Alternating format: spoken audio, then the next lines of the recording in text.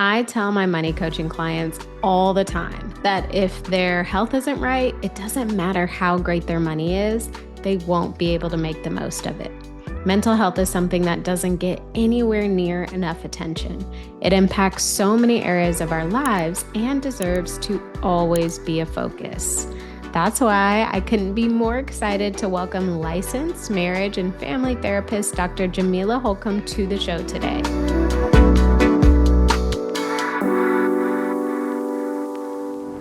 Jamila and I are going to talk about how women can stop people pleasing and start prioritizing their own happiness, and how their mental health will benefit as a result.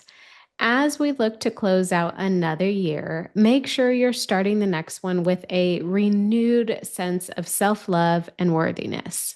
Dr. Jamila Holcomb is a licensed marriage and family therapist and approved supervisor in the state of Florida. She's been providing mental health services to individuals and families since 2013.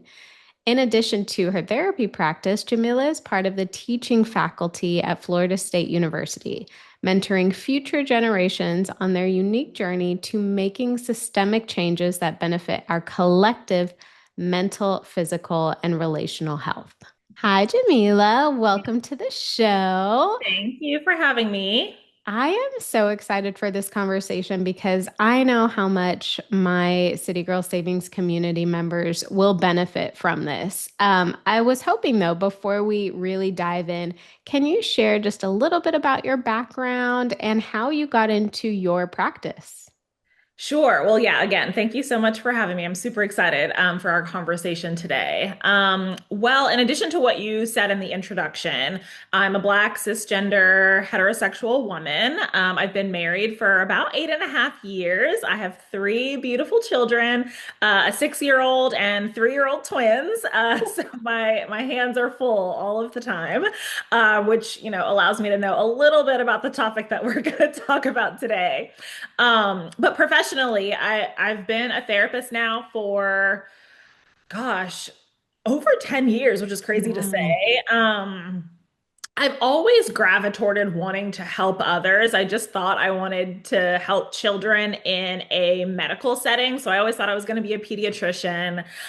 Quickly learned that that wasn't going to work out. I feel like that's a common a dream for a child, right? Is I'm going to be a doctor.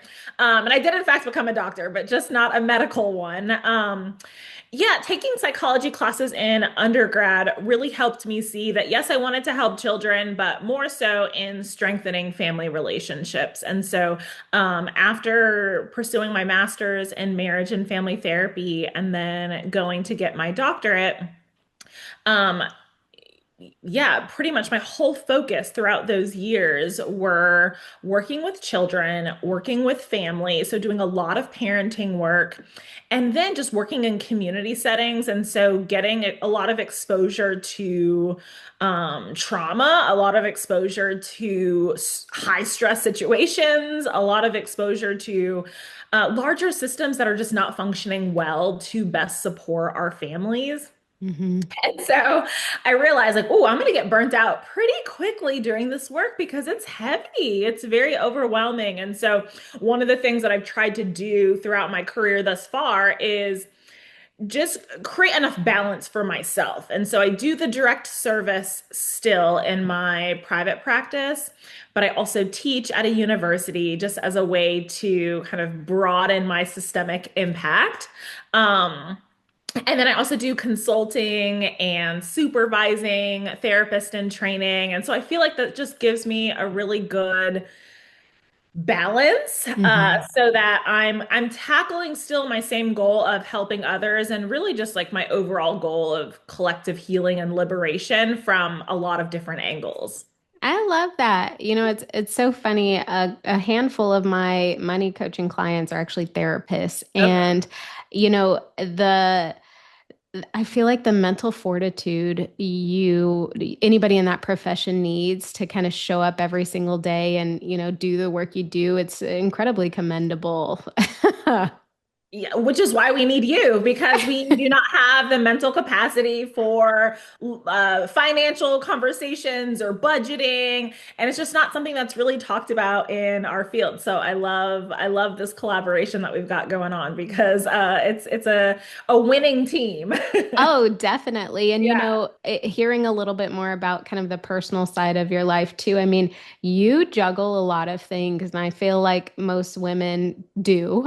So I think, having your experience and kind of finding that balance as best you can is going to be so great for this conversation. But I think, a big thing is many women struggle with people pleasing, and I think they struggle with it without even realize they're doing it. So I'm curious, from a therapist perspective, what are some subtle signs that someone may be stuck in this people pleasing pattern? And, I think awareness is the first step to change. So what are some of those signs that women can look for?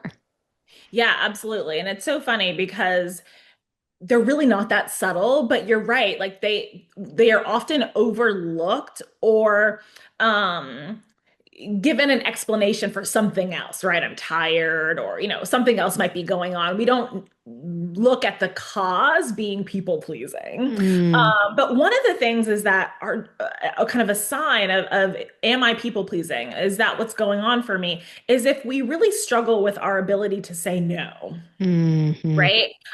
Even when we know that taking on a new task puts our own health at risk, right? We say, like, oh, I know I don't have the capacity for that, but I feel like I have to do it. Otherwise, I might let somebody down. That is kind of a classic sign of people pleasing, or where you're like, I really don't want to do it, but you still do it anyways. Those yeah. are kind of the internal checks and balances we have to have with ourselves. Say, like, am I being guided by my own wants and needs here?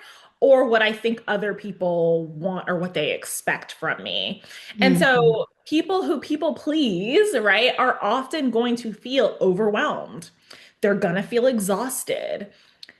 Another common feeling is like irritability and feeling resentful, right? And so there's like, on one hand, you feel like you have to put yourself in this position, or you may even think that you want to put yourself in this position. Like, I'm just a people person.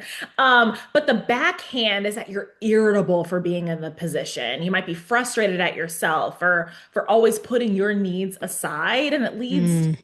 deep-seated resentment that really takes a toll on our mental health long term. I mean, um, gosh, we're talking about like disruptions in our sleep, somatic symptoms, right? Headaches, stomach aches, just muscle pain.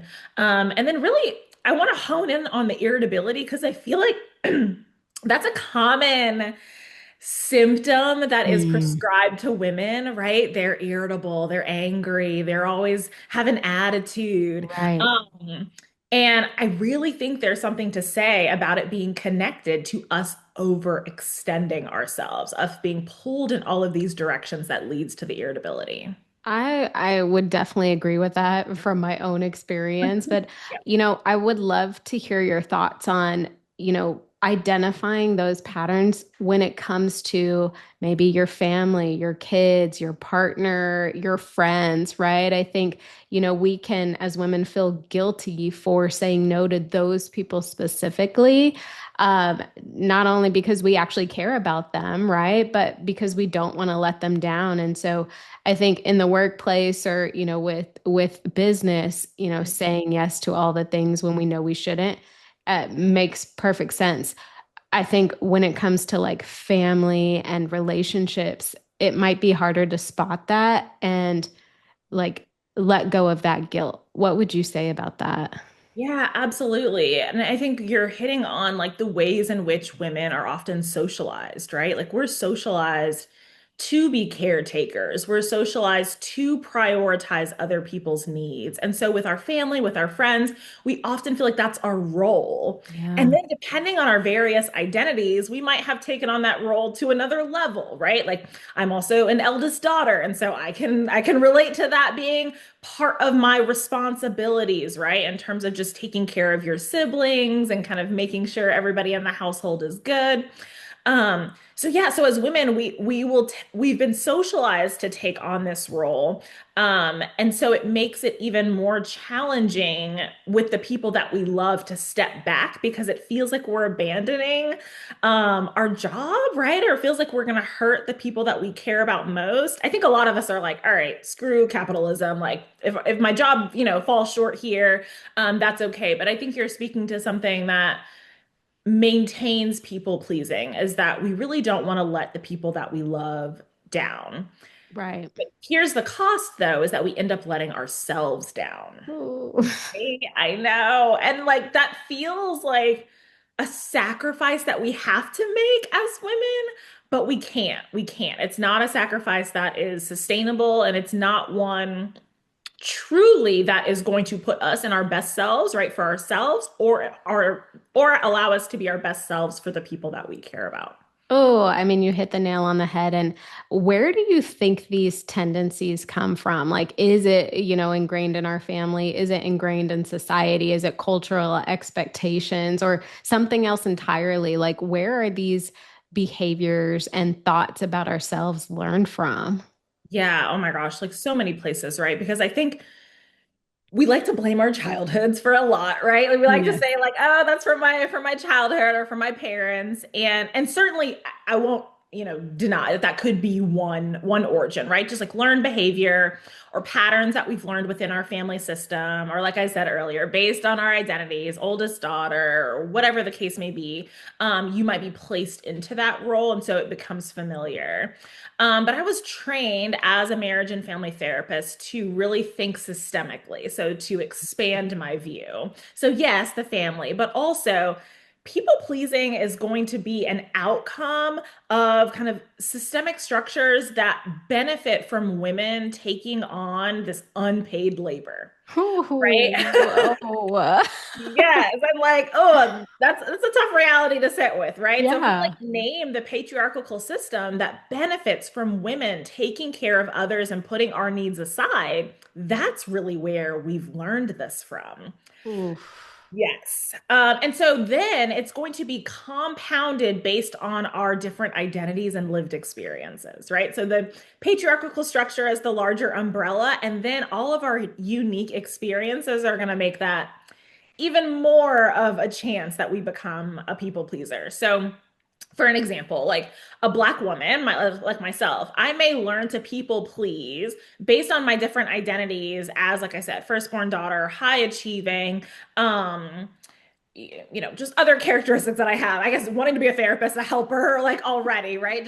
Just naturally, but also as a means of survival, right? Recognizing that like somebody who is in my skin color, right, are often labeled as angry or Mm-hmm. disagreeable, right? And so then an overcompensation on my part to be a team player and to be happy and smiley and always raise my hand and offer to help and that then sets me up to be a people pleaser, right?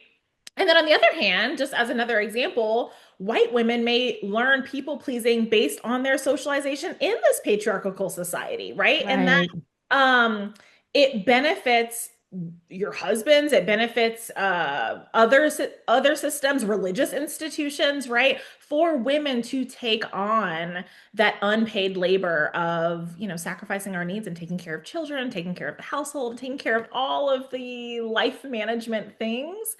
Um, yeah, to the detriment of our health.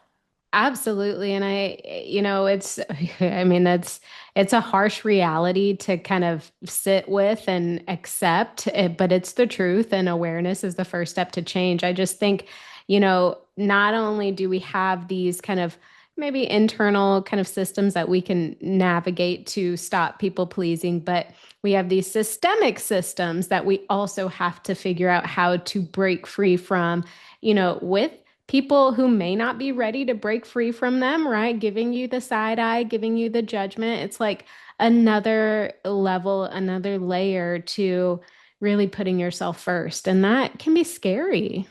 Absolutely. And it's scary and it's not going to be celebrated by society, right? Right. Because it's going against the grain. It's going what we think women's role should be. So it's like you said, it's going to come up with a lot of conflict and hard moments. Yeah, and I want to make sure that our conversation here, anyone who's listening is, feeling empowered to, power through that because it will be worth it, right? I mean, I think we only have our one life here and we only have ourselves, right, at the end of the day. So we got to put ourselves first. But I can tell you that a lot of women in the City Girl Savings community have so many focuses. I mean, myself, you just hearing your story, but like, they're focused on their family, their careers, their money, their goals, their health, all of these things. And so, can you walk us through how over time people pleasing can impact a woman's mental health or anyone's mental health and even our sense of identity? And I know we've kind of touched on this, but like, getting to the point where you realize that you actually have to do things differently to get a different result and, feeling encouraged to do that.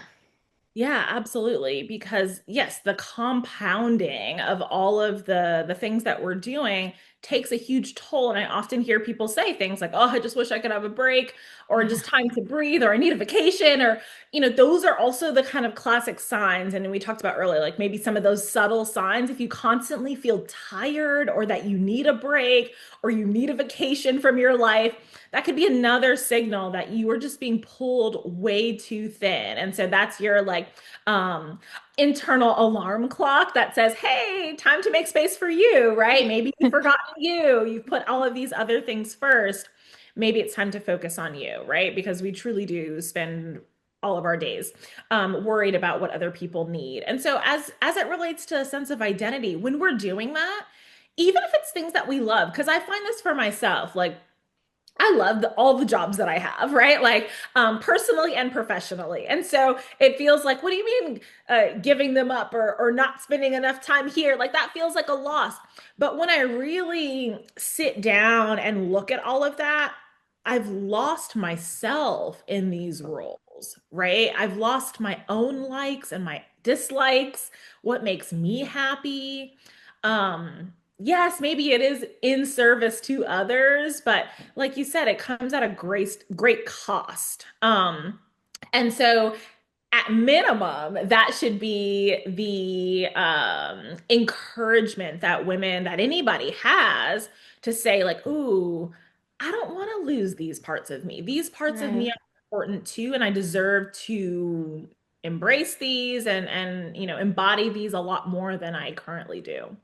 Yeah, and I mean, I exactly what you've described, I've felt myself, but maybe it's my own like belief in myself or of myself that like I just have to power through or I just have to do it just because like, who else is going to do it? Or no one's going to do it as good as me, or I can't let so and so down, or like they're counting on me. What I mean, I guess how can someone take that first step to be okay with saying no? Like, yes, now we've recognized, we're aware this Yep. is definitely, a people-pleasing issue, but how do I take that step forward to start changing it?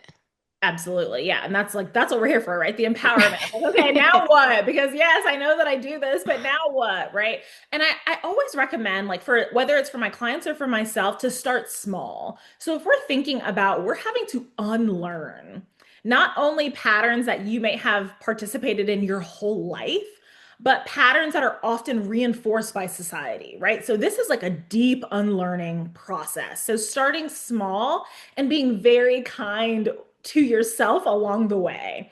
So, one of the things that I would suggest is making a list of all of the things that you would love to get back to.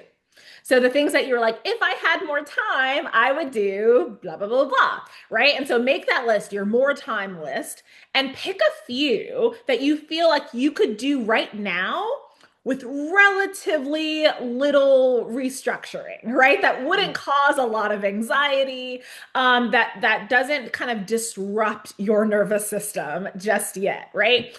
Just because as you're tackling those activities, you will start feeling reconnected to yourself, and that will be kind of the ignition for you to tackle some of those harder no's, some of those harder conversations, some of those harder boundaries that you may have to set, that gets the ball rolling for those. I love that. That's such a good idea. And, so in 2023, my mom was in the end stages of a terminal illness. And so, after work and business and like, being with her and my uncle and my brother and stuff, I would like put on a show from my childhood and just kind of like mindlessly like check out. But I feel like if I had a list of, if I had more time for this, and maybe even half the time I spent mindlessly watching TV, I spent, working on that list. I may have felt better. It doesn't take away the fact that whatever we're going through, it's a lot, right? Like, and there's, not always a way around that, but feeling reconnected with yourself, I mean, that is, I feel a big part of, pushing out that burnout or not feeling that burnout so aggressively when we're in the day-to-day routines.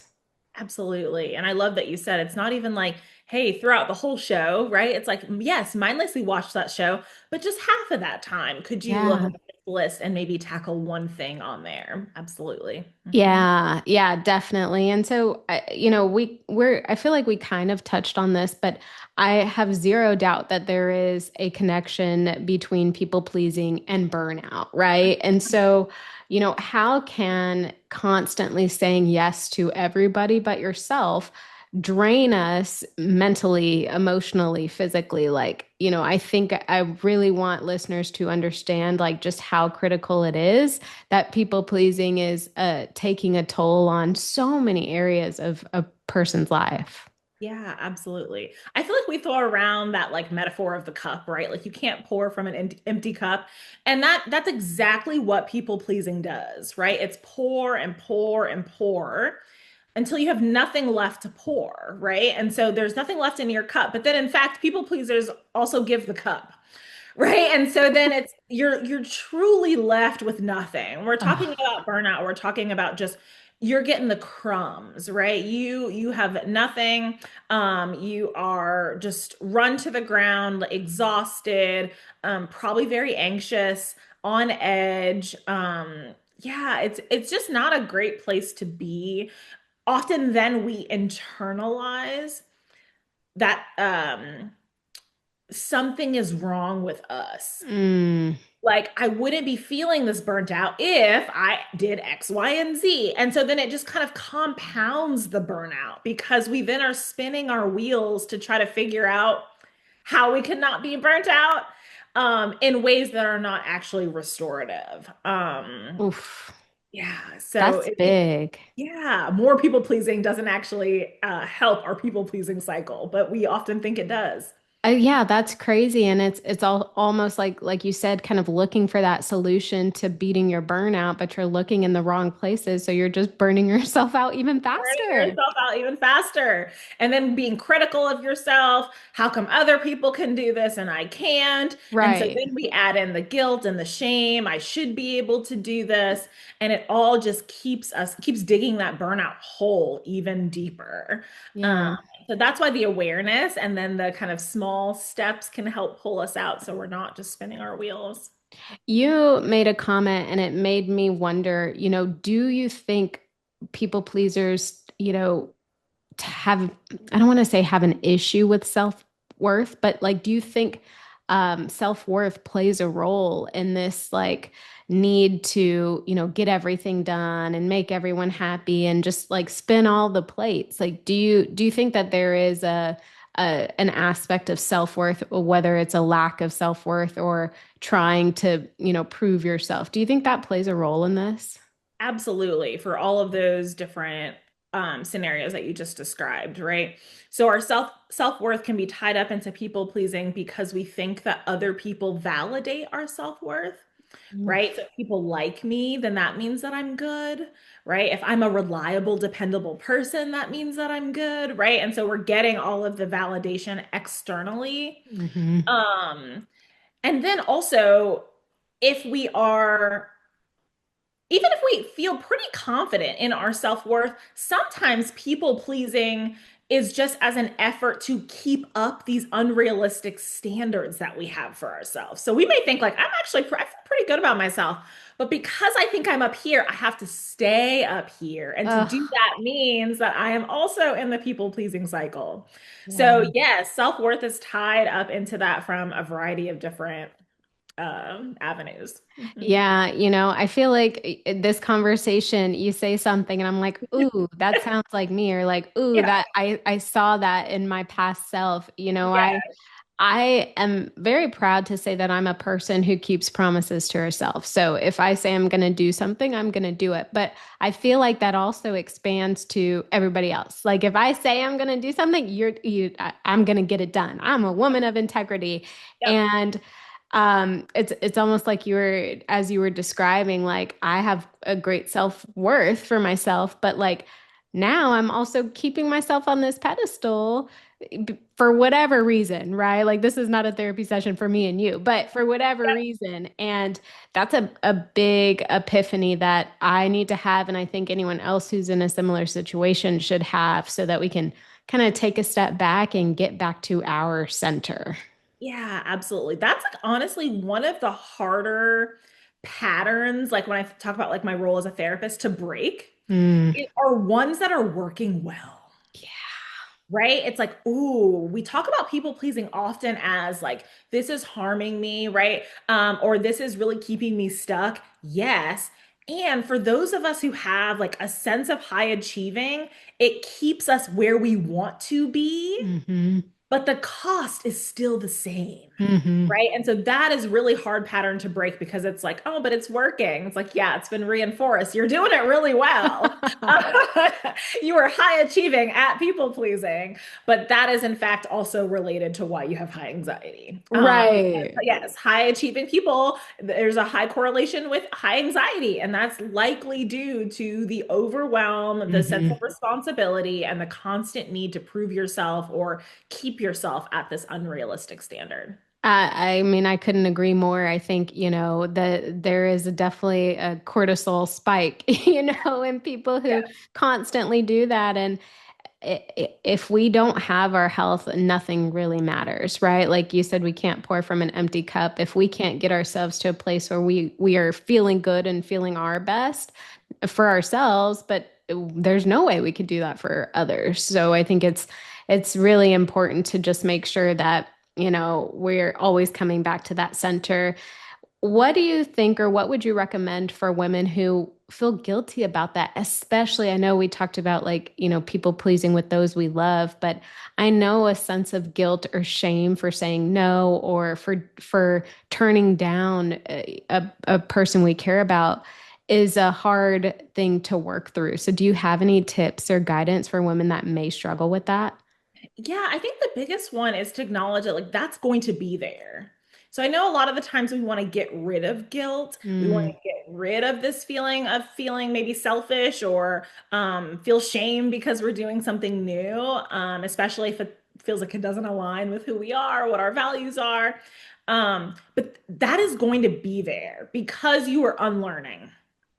So, not to run away from it, but to increase your self talk and remind yourself that I'm only feeling guilty because this is new, mm, not because it is bad.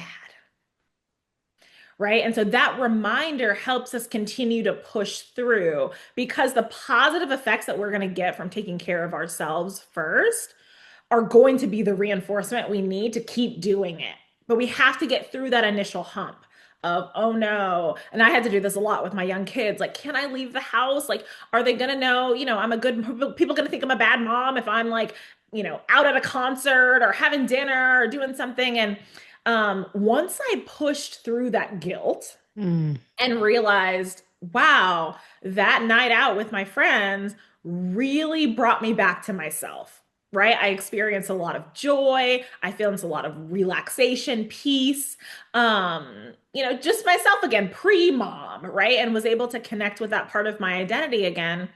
In fact, when I came home, I was a better mom, right? I was more engaged. I was less irritable. I needed that reset and that recharge. And so saying no to an activity so that you can sit at home on the couch and read a good book that you've been wanting to read may initially bring up a lot of guilt, but man, you're going to feel great when you're reading that book and being like, I've really missed this. This feels good. I feel like that's such great advice because, you're going to feel what you feel, right? Like the feeling is going to be there. You really hit the nail on the head with that. But it's okay to feel that. It's okay that that feeling is there. Push Yeah. through because it's going to be worth it. Yes. And then, okay, I'll say this. Like sometimes when I like want to be a little spicy with myself too, I'll say like shrinking myself or losing myself is exactly what oppressive systems want from me. Oh, Right. And yes. I refuse to let them win. Right. The like petty, Yes. the competitive part of me says, every time that I do something for myself, I will feel more empowered. And I envision it as just like a big middle finger to any person or system that wants less for me, right? That Yeah. wants me to feel overwhelmed, that wants me to feel bogged down, that wants me to feel stressed all the time. Choosing me and choosing joy and release and freedom feels revolutionary. Mhm. Yeah, well, it is, It is. right? And it's Yeah. so easy to think, well, it's just me and this is the whole system. I can't Yep. fight the whole system, but empowered people empower people. Absolutely. It's Absolutely. it's a ripple Absolutely. effect. It So is. yeah, I love that you said that because it's not about like creating this big drastic change within our society. It's about creating that change within yourself and the impacts that could have on the people around you, on your clients, on your friends, on your community. And yeah, just I think that's how, as a collective, things change, right? It does have to start with one person. Yes, and we're talking about overwhelm right now, right? We're feeling so overwhelmed systemically as well that yes, like when we need something to ground us, if we can say, I'm just going to focus on myself, liberating myself, empowering myself, taking good care of myself, that yes, that has the ripple effects. Mhm. And I think that also, is where guilt can play a role, right? Because you can also, I know I have these thoughts with myself, like you can feel guilty for like, okay, well, let me prioritize myself. But then you feel guilty for that because not everybody can do that or not everybody is in a position to do that. But you almost have to separate the two, right? Because if I'm in the best position I can possibly be in, that could impact somebody else in a better way, other than, both of us kind of staying down and depressed and what the system wants. Exactly, right? And like you said, empower people, right? And so by you taking care of yourself, by me taking care of myself, that allows me to extend a hand in the ways that I can, right? In my Yes. sphere of influence and empower somebody else, whether that's my children, my partner, my students, my clients, anybody listening to this episode, right? Like just extending that hand and pulling others up along with us. Mhm. Definitely. And speaking of clients, from the work you do with your clients, are there any like practical strategies you can share with myself and listeners, or even like daily practices that someone can start doing on a small scale to honor their own needs and ideally without the guilt? But if the guilt is there, just knowing you got to push through it. Yeah, yeah, yeah. So I said this before in terms of starting small, and that's really like what we want to focus on. So I know that there might be like grand things that we want to reclaim, and we'll get there, right? But right now, going back to that list, starting small, adding maybe some affirmations where you can overcome some of those negative thoughts or the feelings of guilt, right? Like I deserve rest. I deserve to take care of myself. I am worthy of choosing the activities that I want to engage in. And even something that we didn't touch on yet, another aspect of people pleasing is like avoiding conflict. Ooh. And so, something like I can have this tough conversation, right? Um, that those empowering mantras as you are kind of like combating the negative thoughts, those I find those to be really, really helpful. And truly, what's going to be the most impactful in this journey is more evidence that you're okay, that your body is okay, that your nervous system is okay when you are taking care of yourself. Mm. Because what we've learned as people pleasers is that, like, oh no, danger, like, don't do that. Don't focus on yourself, right? Always focus on others' needs. So the more evidence we can give our bodies that, like, oh, I said no to that, and like everybody's okay. Yeah. Nothing went wrong. I'm still good. People still think I'm a responsible human. Right? Like, everybody was fed, whatever it is, right? The more evidence we give ourselves that like it will be okay, and in fact, you feel better, that is going to be the most helpful thing we can do because then it just snowballs from there. Oh, I said no to that thing. Let me say no to this thing and see how that works out. Right. Oh, I tackled this tough conversation. Let me tell this person how I feel over here and see how that lands, right? And we just keep trying, and we will find that our biggest fear likely is not going to come true. Yeah. Well, and it's crazy because the mind is a powerful thing and it can create scenarios that, don't even exist and never will exist, but we can convince ourselves that they do. But that's such great advice. It's like start with that one. Just start with one, say no once. Just do that one and give yourself that evidence that the world is still there, everything is still fine, nobody's mad at you, nobody, is Yep. disappointed and, Mhm. keep going from there.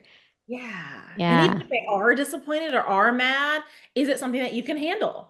Right? Because sometimes Yeah. we're so worried about the outcome or how the other person might feel that we neglect how it's going to make us feel. And Yeah. so if we feel like, wow, that felt really good to get off my chest, but the other person is mad, how the other person feel may not actually weigh on us as heavy as we think it will be because Right. we feel so good having done the thing or said the thing that we needed to say. Absolutely. Yeah. Yeah. So, the City Girl Savings community, all of this really focuses on financial wellness, but there's so many correlations between, finances and mental health and the mindset. Um, I'm curious to hear how you see people pleasing showing up in maybe your clients or just people's money habits that, are in your kind of orbit. I would think like overspending or giving too much, giving money you don't have, or just avoiding boundaries with finances, are just some things I can think of. But yeah, I Yeah. would love to know how it shows up in money habits, when it comes to people pleasing.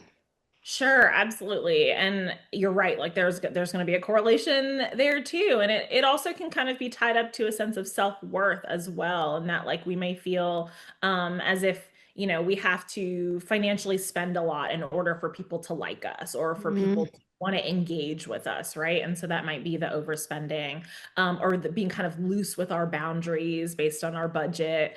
Um, or maybe I want to be validated as a mom and say like, I want to feel like a good mom, so I got to buy my kids all these things or the newest thing or Yeah. whatever it is because I want them to be happy and I want them to like me and think that I'm good, right?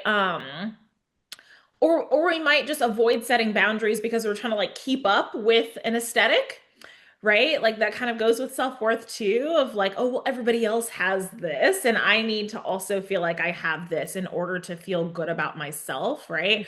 Or Right. based on the communities that we're in, if we want them to accept us, we may feel like we have to have, I don't know, outfits or bags or go on vacations or whatnot, like more of material things that really at the end of the day are not going to be the markers for whether we are good or not or whether people like us. But we often try to use finances to prove our self-worth or prove our goodness or so that people will love us. I think those are some great examples because sometimes it's hard to connect the two, right? Like people pleasing and overspending or people pleasing and your money decisions, right? But they can be intertwined if you're not aware of them. And so all of those examples are great. And especially, a mom to with her kids. A lot of my clients have kids and some of the things we constantly reiterate are what habits or what decisions, what actions are we teaching our kids, right? Like if you're constantly giving into them or constantly giving them what they need, especially to the detriment of your own financial situation right now, what lesson is that instilling in them that they will have to work through when they're older? Absolutely, absolutely. And that's a great question, right? Reflection question, because all parents like want to instill those values, right, for their Right. kids of like financial literacy and just like feeling comfortable managing their own finances. And then also just like, yeah, we want them to be successful and healthy and happy people. So then how are we modeling that through our own behaviors? Absolutely. Yeah, and I'm sure it stems, well, I know it stems way past finances too. It could be with, food decisions Yep. or, yeah, like education decisions or the people you date. Like it Yes. expands to all areas. All areas. Yeah. So we have to start, we'd start now, right? Start start it because it'll snowball, right? It absolutely will extend. Another example that I thought of too, though, like in terms of like avoiding conflict, I can think of situations where, friends are at lunch or something and you're always the one picking up the tab, right? Mm, Because you don't want to have the uncomfortable conversation of like who's going to split the bill, or if somebody owes you money, you don't want to have that conversation, that hard one of like, hey, like, where's the money that you've owed me? Because you don't want to initiate like just harmful feelings or bad feelings between you and that person that can get in the way of your finances and of your budgeting, because you are avoiding those really tough conversations. Oh, yeah. I mean, I have plenty of conversations with clients about, I only got a salad, but, the bill came and I didn't want to say anything. Everyone was fine with splitting it evenly. And it's like, Yep. sometimes you have to have those tough conversations or put yourself in those uncomfortable situations so that you can actually feel the way you deserve to feel, which is, equal or that you paid your part, not for everybody else. Everybody else's. Exactly. Yep. Mhm. Yeah. So I think when it comes to people pleasing, obviously setting boundaries and having healthy boundaries is important, right? Yep. So let's say someone listening is, ready to kind of work through their people pleasing, but maybe they struggle with setting boundaries or even knowing where to start to have healthy boundaries. How can someone identify having healthy boundaries or what healthy boundaries would look like for them, dealing with different situations of people pleasing? Yeah, sure. I feel like there's a lot. Boundaries is like, I don't know, the therapist like buzzword, right? We love a conversation about boundaries. So one of the benefits of like social media or just like podcasts or like these conversations is that I think there's a lot of literature out there, a lot of content out there on boundaries. And Mm, so I think that there is, a saturation of materials that we could go and educate ourselves on like what are the different types of boundaries, what are healthy boundaries. As a systemic therapist, we often talk a lot about we want our boundaries to be open. And what that means is that like we want to have influence from the external world, but we don't want them to be like no boundaries where that like the external world kind of takes over our own needs, right? right. So we want kind of a fluid, flexible exchange of energy or of emotions or of communication between ourselves and others. And so that's kind of always the goal that I'm looking for when I'm talking about healthy boundaries, because that's going to look different for everyone, right? But like, are your boundaries open? We don't want them to be closed, right? We want you to have meaningful connections with other people. We want you to, take influence from others. But what's that easy flow of connection with others? And that are you getting your needs met in the same way that you're feeling like you are supporting others? But I think one of the books that I always recommend on boundaries is Nidra Tawwab's book on Set Boundaries, Find Peace. And so I Oh, think he does a really great job of naming the different types of boundaries, how to set boundaries, and how boundaries, can set us free, right, in every aspect of our life. So I really would encourage your listeners to check out that resource because yeah, yeah. boundaries are a necessary component in people pleasing, and I think there's a lot of good information out there that can help us. Awesome. I'll definitely link to that book in the show notes because Yeah. I think that's something that we all can benefit from. Even if we do already have healthy boundaries, I think the learning and the knowledge should never really stop, right? So, Yeah, and honestly, because a lot of us think that we're pretty aware that healthy boundaries shouldn't be like so fluid. But a lot of us think that our closed boundaries are healthy. And so it's Mm. really interesting to kind of dive in of like, what actually is a healthy boundary? What does that look like? And it's not one that is completely closed off, and it's not one that is completely just like, you know, invisible, right? Doesn't really exist. That's a good perspective because it's very easy for people to kind of think that, well, I'm doing this right, or oh no, this is healthy, and like Yep. you really you've convinced yourself of that, right? But you don't really have that evidence just yet, and so I think seeking that evidence can give you that confirmation you need. Absolutely, absolutely. We can always learn. We should always be learning and growing. Always. Mhm. So, when this episode is released, it's going to be the end of the year. And obviously, this is such a good time for reflection and, assessments and kind of, closing out chapters so we can move into the new year feeling the best we can. As we close out the year, what's one self-reflection question or exercise that you would recommend for women to just help them move into 2026, like with a stronger sense of peace and self-trust and, easing up on the people pleasing? Yeah, absolutely. So I would recommend that all women focus on this question. What parts of me have I lost in trying to please others? What parts of me am I no longer willing to sacrifice? So kind of two of those questions and reflecting. Maybe you set them up in a chart format, right? On one side, what have I lost and what am I no longer willing to sacrifice?